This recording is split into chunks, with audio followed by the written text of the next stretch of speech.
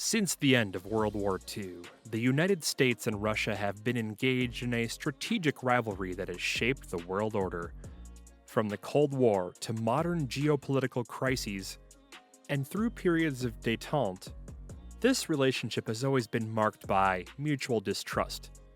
Today, issues like NATO expansion, the war in Ukraine, and intensified competition in technology and energy are fueling these tensions.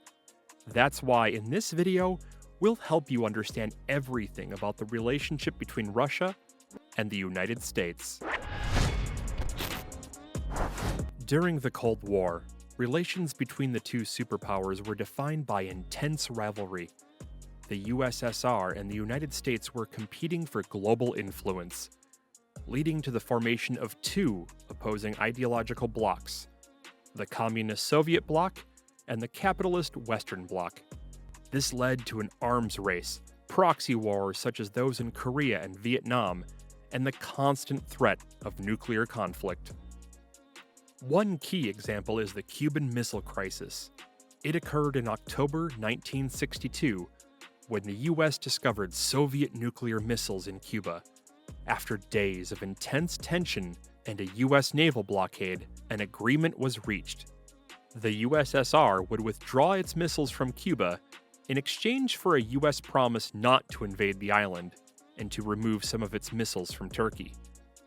This crisis resulted in the establishment of a direct communication line between Moscow and Washington to help avoid future confrontations.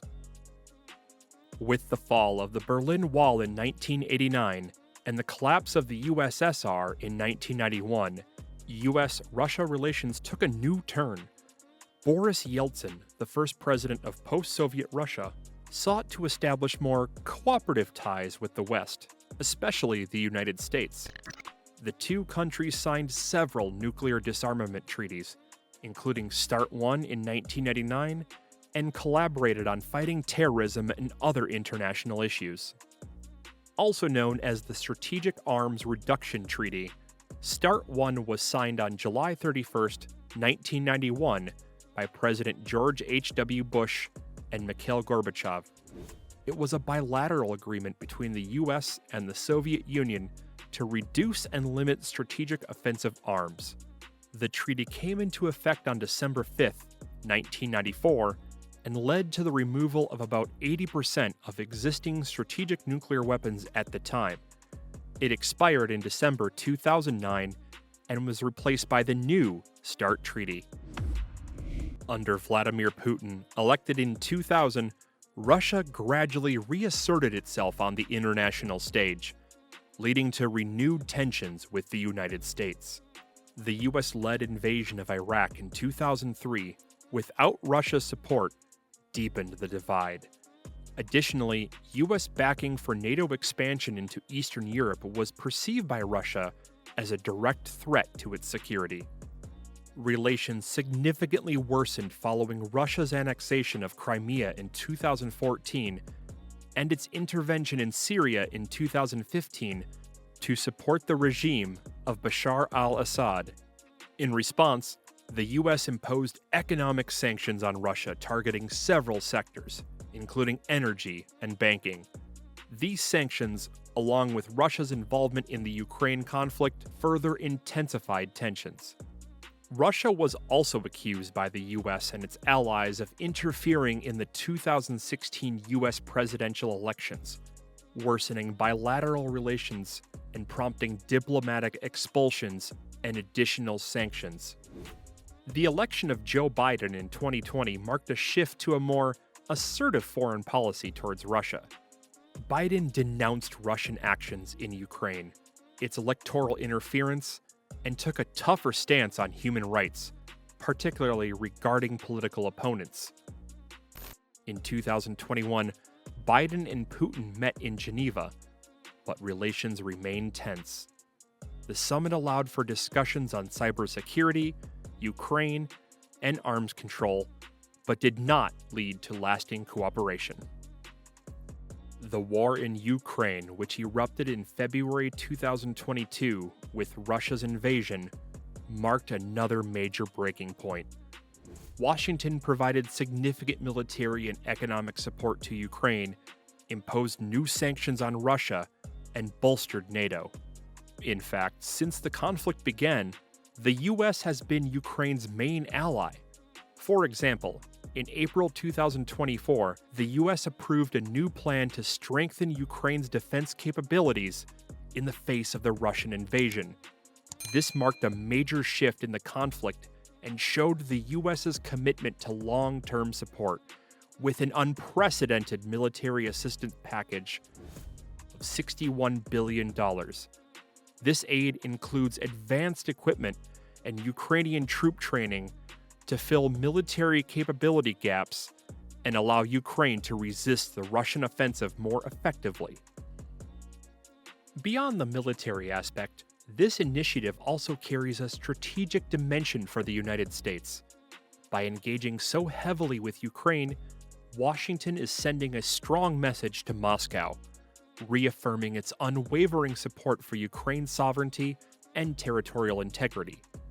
This war has further escalated global tensions, with Russia viewing NATO as an existential threat, while the US and its allies see Russia's actions as a violation of international law and aggression against a sovereign nation.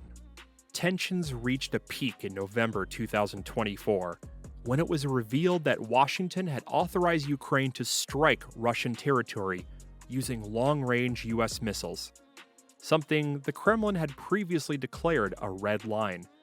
Back in September 2024, Vladimir Putin warned that if Ukraine used Western missiles to strike Russian soil, it would mean NATO countries were at war with Russia. This decision came just 2 months before the transition of power between Joe Biden and Donald Trump, who is suspected of wanting to reduce support for Ukraine. Ukraine has long been requesting permission to strike military targets inside Russia to disrupt the logistics of its army, now bolstered by thousands of North Korean soldiers. This decision marked a significant shift in Ukraine's operations. With these missiles, which can reach hundreds of kilometers, Ukraine could target Russian logistic hubs and air bases used by bombers. So what will relations look like under Trump's re-election? Even Vladimir Putin has said that the future of US-Russia relations depends on Washington's willingness to engage in open dialogue. Trump, for his part, has expressed his intention to maintain a dialogue with Russia. He even spoke with Putin shortly after his re-election to discuss the possibility of ending the war in Ukraine. Trump has often said he wants to quickly resolve the conflict, showing a clear interest in ongoing dialogue. However, he has expressed inconsistent positions on the Russia-Ukraine war. Trump has promised to negotiate a swift end to the war, possibly requiring significant concessions from Ukraine. Even though Russia currently occupies nearly 20% of Ukrainian territory, Trump has also criticized the amount of US aid to Ukraine, arguing that the funds could be used for domestic priorities. Yet Ukraine is highly dependent on that aid to maintain its defense. A reduction could weaken Kiev's position in the conflict. Still, Ukrainian President Volodymyr Zelensky has expressed hope that the US will continue to be a strategic partner. He hopes that America will remain a key ally in Ukraine's struggle for sovereignty and territorial integrity. We must also talk about NATO, the main point of tension between Moscow and Washington. Trump has harshly criticized NATO, especially by questioning the US commitment to defend its allies in the event of an attack. He's also insisted that other members increase their military spending, which has alarmed European allies. Trump has accused NATO of unfair burden sharing, claiming the US pays a disproportionate share of defense costs. He even floated the idea of withdrawing the US from NATO unless other members contribute more. However, Trump has also said that he does not want to weaken NATO, but rather push for stronger contributions from other members. It's clear that US-Russia relations have experienced both tension and cooperation since the end of World War II.